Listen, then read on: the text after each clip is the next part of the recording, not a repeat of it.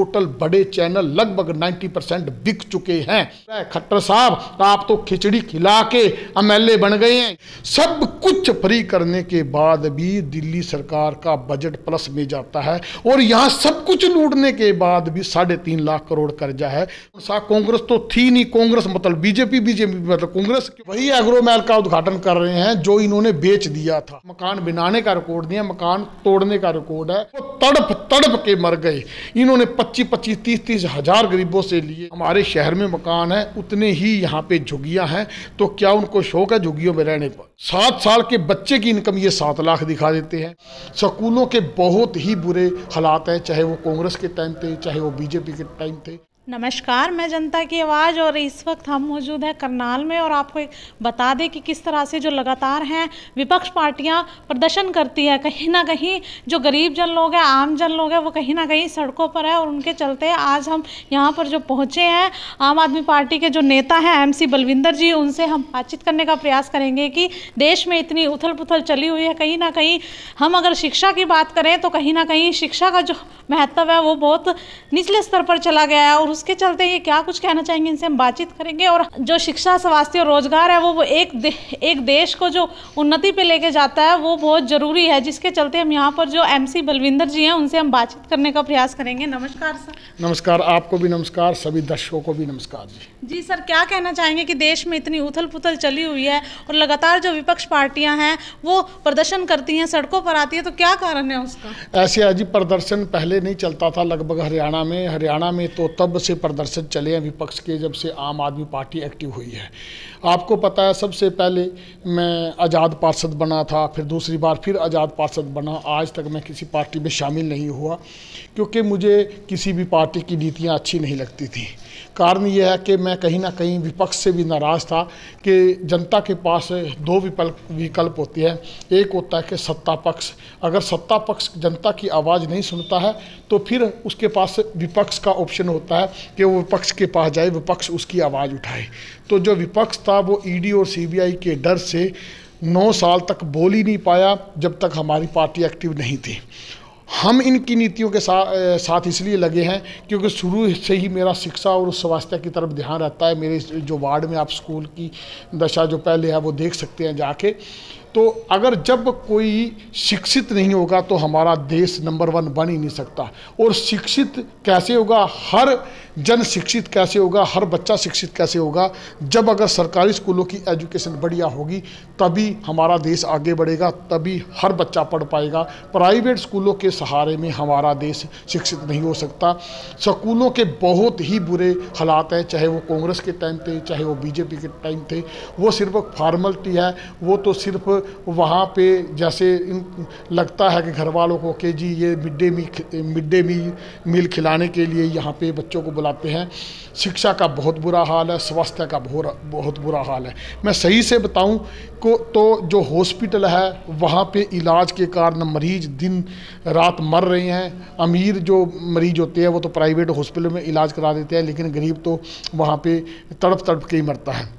उसके बाद कहीं जो चिराग योजना लेकर आ रही है सरकार, कहीं ना कहीं जो सरकारी स्कूल है उनकी जो स्थिति है वो ठीक नहीं है, जिसके चलते चिराग योजना लेके आई है सरकार और उसकी जो फीस है बच्चे की वो जो है सरकार देगी। तो इस पे आप क्या? ऐसे नहीं, वो एक योजना क्या लेके आती है सरकार, इसकी हर योजना फेल है, इसकी हर नीति ही हमारे लिए एक मुद्दा है। योजना क्यों लेके आती है, उस बच्चे के लिए ये योजना है, उस बच्चे की ये योजना है? क्योंकि अगर इन्होंने 50,000 करोड़ से 3.5 लाख करोड़ रुपया कर्जा कर दिया देश अपना स्टेट पे, तो इनकी योजना कौन सी सफल हुई है? योजना क्या है? चाहे वो बच्चा गरीब का है चाहे वो अमीर का है, सबके लिए उच्च कोटि की शिक्षा फ्री होनी चाहिए। ये नहीं होना चाहिए कि उसकी इनकम इतने की हो, इनके कोई पैमाना ही नहीं है इनके पास, कौन सा गरीब है कौन अमीर है। सबके लिए, चाहे अमीर है चाहे गरीब है, सबके लिए शिक्षा फ्री होनी चाहिए। और उसके बाद कोई अमीर अपने स्टैंडर्ड के लिए प्राइवेट स्कूल में पढ़ाता है तो पढ़ाए, उनकी उच्च कोटि की शिक्षा तब होगी जब स्कूलों सरकारियों की दशा जो है सुधरेगी। कहीं ना कहीं जो आमजन लोग हैं उनका ये भी कहना है कि जो हमारे पीले राशन कार्ड काटे थे गरीबी रेखा वाले, अब वो दोबारा से नए हो गए हैं और जिसके चलते हमें राशन जो है फ्री में मिल रहा है। बिल्कुल ऐसे वो राशन फ्री मिल रहा है, इसमें कोई शंका नहीं है, लेकिन ये तो नहीं पता वो अमीर को मिल रहा है कि गरीब को मिल रहा है, क्योंकि इनकी ना तो नीति सही है ना ही इनकी नीयत सही है। मतलब इनके पास कोई पैमाना ही नहीं है। जिसकी जो रिक्शा चलाने वाला है उसको ये कागजों में अमीर दिखा देते हैं, और जो मर्सिडीज कार में घूमता है उसको ये कागजों में गरीब दिखा देते हैं। 7 साल के बच्चे की इनकम ये 7 लाख दिखा देते हैं। तो इनका कोई पैरामीटर है ही नहीं, इसलिए इनके बस की बात नहीं है। इनका तो एक ही चीज़ है भी जो चीज़ देनी है सबको दें या बंद कर दें, कम से कम लोग तड़पना तो बंद कर देंगे। मैं ये कहता हूँ कि हमारे खेतों में काम करने वाले जाते हैं ना, तो वो 30 दिन में 15 दिन ही काम कर पाते हैं। जब उनको पूछते हैं कि कहाँ गए बुजुर्ग, जो कहते हैं जी आज हमारे बुजुर्गों की पेंशन मिलनी थी, आज हमारी पेंशन बननी थी, कट गई जुड़ गई, आज हमारा राशन कट गया जुड़ गया, तो 15 दिन तो लाइनों पे लगे रहते हैं। तो उस योजना को देने का फायदा क्या, वो योजना बनाने का फायदा क्या, अगर ग्राउंड पे वो लागू नहीं करनी है। तो कहीं ना कहीं आम जनता है वो बहुत ज़्यादा खुश है, कहीं ना कहीं जिनकी कच्ची छतें थी वो पक्की हो गई है। हाँ, पक्की हो गई है। आप यहाँ से घूमो, सेक्टर 32 के चारों तरफ, उसने देश में प्रधानमंत्री ने कहा था कि 2022 तक सब सिरों पे छत होगी। तो आप अभी यहाँ से इंटरव्यू करते हुए आप जाओ 32 सेक्टर में घूमना, चारों तरफ घूमना, जितने हमारे शहर में मकान हैं उतने ही यहाँ पे झुग्गियाँ हैं। तो क्या उनको शौक है झुग्गियों में रहने का? वो क्यों रह रहे हैं? जब इन्होंने सारे को छत दे दिया तो वो रह क्यों रहे हैं यार? छत जिनको दिया कैसे दिया मैं बताता हूँ। वो तड़प तड़प के मर गए। इन्होंने 25-25, 30-30 हज़ार गरीबों से लिए, जो कंपनियाँ इन्होंने अपॉइंटमेंट करी है, तो जो इन्होंने कंपनियां यहाँ तैनात कर रखी हैं, कंपनियों ने हमारे शहर का, हमारे हरियाणा का भट्ठा बिठा दिया है। उनको पता कुछ होता नहीं, वो कंप्यूटर पे से सर्च करते हैं, पैसे लेके जाते बनते हैं, तभी तो 50,000 से 3.5 लाख करोड़ कर्जा हो गया। ये तो आप ग्राउंड पे जाके देखें ना कौन सी छत इन्होंने दी है। हमने गाँव में जो है हमने देखा है कि जो गरीब लोग थे उनको जो है पक्की छतें हो गई है। कहीं ना कहीं उनका कहना है कि सरकार ने हमें पैसे दिए थे मकान बनाने के लिए। हाँ, वही बात है। मकान इन्होंने अगर किसी को 2.5 लाख रुपया मान लो दिया है, तो इन्होंने उसको इतना तड़फाया, 2.5 साल तो उनके चक्कर लगाए हैं, और सब ने रिश्वत दे के कुछ मकान बने हैं, और उससे ज़्यादा इन्होंने तोड़े हैं। जितने मकान बनाए हैं, इनका मकान बनाने का रिकॉर्ड नहीं है, मकान तोड़ने का रिकॉर्ड है, और ये 9 साल से तोड़ते ही आ रहे हैं।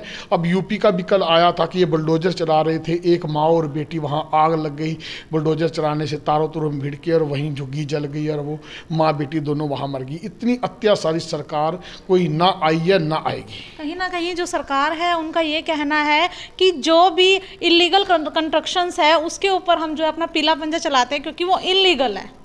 वो गरीब जो है इनको धन नहीं दे सकता। वही तो बात है, ये कोई पॉलिसी लेके आते हैं तो वो लागू नहीं कर पाते। ये क्या करते हैं, अगर मैंने कंप्लेंट कर दी कोई नई कॉलोनी बन रही है, भाई बनने से पहले इसको तोड़ दो, कहीं बाद में जाके लोग दुखी होंगे, तो ये क्या करते हैं, जिन्होंने माल पी रखा होता है डीटीपी वगैरह ने, ये क्या करते हैं कि वो कॉलोनी का एक पंजा मारते हैं, जाते हुए 20 मकान और तोड़ जाते हैं, खौफ पैदा करने के लिए कोई एप्लीकेशन ना दे। सारे शोरूम बन रहे हैं, बहुत बड़ी बड़ी जीटी रोड पे एजेंसियां बन गई हैं, वो इनको माल पिलाते हैं, उनको कोर्ट में ये सटे दिलवाते हैं, इनके वकील उनके साथ मिलते हैं। तो वो चीज़ है कि जो अमीरों के बहुत बड़ी बड़ी एजेंसियां वो बनवा देते हैं, और गरीबों के मकान को कहते हैं जी ये अवैध है। अगर इनके पास कोई पैरामीटर ही नहीं है, अवैध तो रहेगा। 400 कॉलोनियाँ अनप्रूव्ड हैं, 9 साल हो गए मुख्यमंत्री को मौका दिया, आज तक तो उनको अप्रूव्ड इन्होंने नहीं करा। तो इन्होंने क्या करा, इनको अप्रूव्ड नहीं करा है, तो वो मकान बन कैसे गए? अगर सारे मकान बन गए हैं तो अब उनको अप्रूव्ड क्यों नहीं करते? क्योंकि ऐसा तो है नहीं कि सुई है वो छिपा दी, कुछ और चीज़ें छिपा दी, वो इनके सामने बने, इनके अधिकारियों ने बनाए हैं, तो इनको अप्रूव्ड कर देना चाहिए। कोई अनप्रूव्ड रही ना, ये जानबूझ के पैसे खाने के लिए अनप्रूव्ड रखते हैं, लोगों को ब्लैकमेल करने के लिए। आज अमित शाह आए हुए करनाल में एग्रो मॉल का उद्घाटन करने, तो उस विषय में आप क्या कहते हैं? वही एग्रो मॉल का उद्घाटन कर रहे हैं जो इन्होंने बेच दिया था। बोली दाता भी आ गए थे, किसानों ने विरोध किया था, तब ये हमारा एग्रो मॉल बचा था। अब हमारी आम आदमी पार्टी ने भी यहाँ विरोध करना था, क्योंकि बहुत भ्रष्टाचार हो रहा है, बहुत गौवें मर रही हैं। आप भी कवरेज करके आ रहे हैं, गऊ के नाम पे आए थे, गऊओं पे ये अत्याचार कर रहे हैं। हमने प्रोटेस्ट करना था, लेकिन फिर हमारे दिमाग में आई कि इनका आईटी सेल बहुत हैवी है, ये जनता को ये बोल देंगे कि अमित शाह यहाँ आने वाले थे, अगर ये लोग उसको डिस्टर्ब ना करते, ये काले झंडे ना दिखाते, तो ये अमित शाह ये दे जाते, वो दे जाते। हमने सोचा कि इसको देने दो, करनाल में आने दो। 9 साल पहले इन्होंने बोला था कि एयरपोर्ट बनाएंगे, आज तक एयरपोर्ट तो बना नहीं। अच्छा होता, इतने बड़े गृह मंत्री यहाँ पे आ रहे हैं, तो वो अब जो एयरपोर्ट यहाँ बनवाया होता, उस पे जहाज पे आते, तो हम भी आते, भी एयरपोर्ट बना के यहाँ पे आए हैं। ये आ रहे हैं और गरीबों के वहाँ मकान तोड़ के, ढाबे तोड़ के ये वहाँ पे हेलीकॉप्टर उतारेंगे। उनकी कितनी हाई लगेगी इनको, जो सदियों से वहाँ बसे हुए हैं। इनको गरीबी नहीं हटानी, इनको गरीब हटाना है। दूसरी बात, इन्होंने कहा था करनाल तक मेट्रो आएगी। इन्होंने कहा था आधा सरकार खर्चा हरियाणा सरकार देगी, आधा खर्चा सेंट्रल गवर्नमेंट देगी। तो 10 साल तो हो गए, नीचे से लेकर ऊपर तक, विधायक से लेकर एमपी इन्हें क्या है, अभी तक आया क्यों नहीं? अच्छा होता वो मेट्रो ट्रेन पे बैठ के आते। मैं बताता हूँ, इससे पहले हमारे पानी पे जो करनाल लोकसभा में रिफाइनरी बनी, वो भी तो किसी सरकार ने दी होगी। हमारा थर्मल प्लांट बना, वो भी तो किसी सरकार ने बना हुआ। 2 सीमेंट फैक्ट्री बनी है। तो आप ये बताएं कि लगातार 10 साल आपको नीचे और ऊपर सरकार देने के बाद आपने कौन सा प्रोजेक्ट लेके आए हैं? एक प्रोजेक्ट तो गिनवाएं। एक सड़क को बनाते हैं, लोगों को तड़पाते हैं, और उसके बाद उसी सड़क को तोड़ के फिर बनाते हैं। कभी उसमें सीवरेज वाला आ जाता है। 6 बार 6-7 साल में सड़कें टूटी हैं। इनकी नीतियों के कारण, इनके भ्रष्ट अधिकारियों के कारण 50,000 से 3.5 लाख करोड़ कर्जा हुआ है। कोई नहर लाए हैं, कोई थर्मल लाए हैं, कोई रिफाइनरी लाए हैं, कोई बहुत बड़ा एजुकेशन सेंटर लाए हैं। ये लाए क्या हैं जो इतना बड़ा कर्जा हो गया? अगर कुछ ये ले आते तो हो सकता है कि इससे भी 4 गुना कर्जा होता। सर, जो ढाबे तोड़े गए हैं, आप बता रहे हैं कि गरीबों के ढाबे तोड़े गए, वो प्लेटफार्म के ऊपर थे, तो इस तरह तो इलीगल है ना कि प्लेटफार्म के ऊपर आप कोई दुकान प्लेटफार्म पे वो उन्होंने बनाए हुए थे, वो अवैध है। वो 2013 के वो बने हुए हैं। तो जहां पे हेलीकॉप्टर उतरना था, वही 2 ढाबे क्यों वहां तोड़े गए? हेलीकॉप्टर से पहले भी इनके पास 10 साल पहले थे, 10 साल पहले क्यों नहीं खाली कराए गए? आज अमित शाह ने आना है, आज ही सेक्टर 4 के जो अवैध इनको खोखे क्यों नजर आए? पहले क्यों नहीं नजर आए? पहले किसी और की सरकार थी क्या? ये सिर्फ दिखाना चाहते हैं कि हम गरीबों के कितने हितैषी हैं। वो दिखा रहे हैं, गरीबों को सब पता है कितना ये प्यार करते हैं। सर, जब कांग्रेस की सरकार थी तब ये एग्रो मॉल बना था, और जो कांग्रेस पार्टी है वो हाथ जोड़ो यात्रा और भारत जोड़ो यात्रा लेके चली हुई है, तो उसके चलते आप क्या कहना चाहेंगे? ऐसे जो कांग्रेस पार्टी से लोगों ने उम्मीदें इसलिए छोड़ दी। मैं बताना चाहता हूं आपको कि कांग्रेस पार्टी, जैसे पहले सुमित्रा सिंह सी यहाँ पे ये खट्टर साहब चुनाव लड़ने के लिए आए, वो डर के असंध भाग गई, वहाँ से चुनाव लड़ा, वहाँ बड़ी मुश्किल से ये जमानत बचा पाई। उसके बाद फिर दोबारा मुख्यमंत्री खट्टर के खिलाफ इन्होंने चुनाव लड़ने की हिम्मत नहीं करी, क्योंकि इंडिया बुल जो इनके दामादों की कंपनी है, वो उनको डर था कि कहीं उसको तहस नहस ये ना कर दें, क्योंकि उनको पता जालिम तो है ही हैं। तो उस टाइम सुमित्रा सिंह को डरा दिया, वो चुनाव नहीं लड़ पाई। तो विपक्ष में नेता था ही कौन सा? कांग्रेस तो थी नहीं। कांग्रेस मतलब बीजेपी मतलब कांग्रेस, क्योंकि हुड्डा साहब ये सोचते थे कि वाड्रा साहब के केस में उनको अंदर ना ठोक दिया जाए। आज तक उनको नहीं ठोका अंदर, तो एक समझौते के तहत नहीं ठोका, और इसलिए हम थोड़ा सा नाराज होते हैं। नहीं तो हम जैसे बीजेपी के साथ हम जाना नहीं चाहते, तो हमने कांग्रेस में ही आना था। कोई हम सत्ता के लालच में तो आए नहीं। इस पार्टी में अगर सत्ता के लालच में आते तो हम बीजेपी के साथ रहते। आम आदमी पार्टी को किस नज़रिए से देखते हैं सर? आम आदमी पार्टी को इस नज़रिए से देखता हूँ। बड़ी तर्क वाली बात पूछी आपने, और तर्क में जवाब दूंगा। ऐसे है कि दिल ये कहती हैं, पहले इन्होंने फ्री कहा, मैं कहता हूँ कि मैं उस सरकार को पसंद करता हूँ जिसने टोटल झुग्गियों में, जिसको ये अवैध बताते हैं 10 साल में, 10 साल से यहाँ पे है, 10 साल हमारी पार्टी लगभग बनी को हुआ है, 10 साल में टोटल झुग्गियों को हमने पानी दे दिया है। मैं कहता हूँ वहाँ पे पानी फ्री है। दिल्ली में हमारे तीसरी बार सत्ता होगी, पानी वहाँ फ्री है, वहाँ पे बुजुर्गों के पानी फ्री है, वहाँ पे बिजली वहाँ पे फ्री है, महिलाओं के लिए टोटल बसें मेट्रो तक वहाँ पे फ्री हैं। उसके बावजूद जो शहीद होता है उसको 1 करोड़ रुपया मिलता है। जो बुजुर्ग होते हैं, जो मियाँ बीबी बुजुर्ग हैं, तो उनके साथ 2 उनके बच्चे भी घुमाने के लिए जा सकते हैं, सरकार खर्चा करती है। सब कुछ फ्री करने के बाद भी दिल्ली सरकार का बजट प्लस में जाता है, और यहाँ सब कुछ लूटने के बाद भी 3.5 लाख करोड़ कर्जा है। तो हमने ये सोचा कि इतनी अच्छी सरकार, जिसको नीचे नगर निगम में काम करने नहीं दिया जा रहा, नगर निगम पार्टी दूसरी है, सेंटर में काम नहीं करने दिया जाता, पूरी पावरें भी नहीं है, फिर भी लड़ झगड़ के कैसे न कैसे वो इतनी बढ़िया फ्री शिक्षा दे दिया, फ्री स्वास्थ्य उच्च कोटि का वो दे रहे हैं। तो इस सरकार के पास कुछ तो ऐसा है जो सबको सुखी करके भी कर्जा नहीं चढ़ाया है, इसीलिए हम आम आदमी पार्टी के साथ हैं। तो बेटियों के लिए क्या कहना चाहेंगे कि लगातार जो है छेड़खानी के मामले सामने आ रहे हैं, जिसके चलते अभी भी जो है विपक्ष पार्टियां प्रदर्शन भी करती है, जैसे कि जो खेल मंत्री है उनके ऊपर भी आरोप लगाए जाते हैं, और मेडिकल कॉलेज के जो छात्राएं हैं उनके साथ छेड़खानी की जाती है, तो ओटी मास्टर पर आरोप लगाए जाते हैं। तो उसके चलते आप क्या कहना चाहेंगे? ये कुछ नहीं, ये बेशर्म हो चुके हैं। हमारा सबसे ज़्यादा एक्टिव मीडिया हरियाणा में जो है, वो जो सोशल मीडिया हमारा है, वो करनाल का एक्टिव है, और करनाल में इतने मुद्दे हो चुके हैं, सब उठा चुके हैं, ये बेशर्म हो चुके हैं, क्योंकि इनको पता है लोग धर्म और जाति के नाम पे इनकी दुकान खूब चला रहे हैं। इनको लगता है कि तीसरी बार भी धर्म की जाति की दुकान चल जाएगी। तो इस करके ये इनका जो अपना इनका फतूर है वो 7वें आसमान पे है। कांग्रेस पार्टी बिल्कुल चुप बैठी थी ईडी सीबीआई के डर पे, तभी तो इनको फ्री हैंड मिला हुआ था। ये घमंड में चकनाचूर है, इनको बेटी बेटी नजर नहीं आती। बेटी के नाम पे आए थे बेटी पढ़ाओ बेटी बचाओ, तो बेटी के साथ क्या हालात है। गऊ के नाम पे आए थे, गऊ पे कितने अत्याचार हो रहे हैं। फिर ये सरपंचों की बात सुन लो कि कहते हैं जी सरपंच जो भी आवाज उठाता है, अगर किसानों ने आवाज उठाई तो उसको कहते हैं जी ये आतंकवादी है, आतंकवादी घोषित करने का प्रयास किया। अगर किसी खिलाड़ी बेटी ने आवाज उठाई तो उसको कहते हैं इसके करैक्टर को चेक कर लो, उसके करैक्टर पे शंका पैदा करी।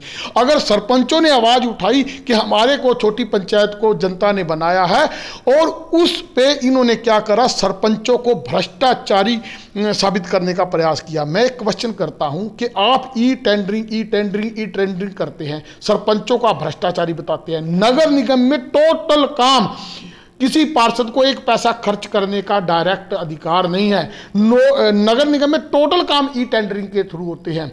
जब वहां पे भ्रष्टाचार वर्ल्ड फेमस हो चुका है, तो फिर ई टेंडरिंग का लाभ क्या है? अपनी नीयत सही करो, सब पे इल्जाम लाना बंद करो। ये सरपंच कोई मामूली आदमी नहीं है, जो जनता ने बनाए हैं। और एक बात हो रहा है, खट्टर साहब आप तो खिचड़ी खिला के एमएलए बन गए हैं। ये सरपंच खिचड़ी खिला के एमएलए नहीं बनते, ये एमसी खिचड़ी खिला के एमसी नहीं बनते। पिछले खानदान से पिछला खानदान चेक करते हैं लोग, कहते हैं इसका दादा ऐसा था, इसका परदादा ऐसा था, उसके गुण अवगुण टोटल मैच करके फिर सरपंच बनाते हैं। जिन सरपंचों की आप बेइज्जती कर रहे हो, आप देखना कि आपका 2024 में ये सरपंच हशर क्या करेंगे। देश की जनता को क्या कहना चाहेंगे कि जो वोट है वो बहुत कीमती है, और जो उनका अधिकार है वोट देना, और वो मतलब किस तरह से अपने सही जो नेता है उसको चुने, तो उसके ऊपर आप क्या कहना चाहेंगे कि वोट देना अधिकार है? मैं ये कहता हूं कि मान लो एक एग्जाम्पल है, वोट का इस्तेमाल जब सही होना हो गया, हम नेताओं पे तो कमियां निकालते हैं, जनता को अपनी भी कमियां देखनी चाहिए। आपके सामने अब नेता आएंगे, अब जैसे मान लो एक एग्जाम्पल करते, कांग्रेस के ही नेता है, 9 साल तक बोले नहीं, आज 1 साल पहले आके ये यहाँ ढिंडोरा पीटने लग गए क्योंकि इन्होंने इलेक्शन लड़ना है। एक नेता बलविंदर सिंह जैसे हैं जो 9-10 साल से कभी चुप ही नहीं किए। जब भी कोई मुद्दा आया गरीब के मकान टूटने का, बलविंदर सिंह आगे खड़ा हुआ। जब किसी गरीब पे अत्याचार हुआ, बलविंदर सिंह आगे खड़ा हुआ। तो ऐसे नेताओं को इग्नोर नहीं करना चाहिए जो सदा आपके साथ खड़े हैं। क्या कोई और नेता भी है, सच बताना, पब्लिक के सामने बता दो, कोई और नेता भी ऐसा करनाल में है जो 10 साल से आपके हकों की लड़ाई लड़ रहा हो? ये ऐसा नहीं होता कि हमें दर्द नहीं होता।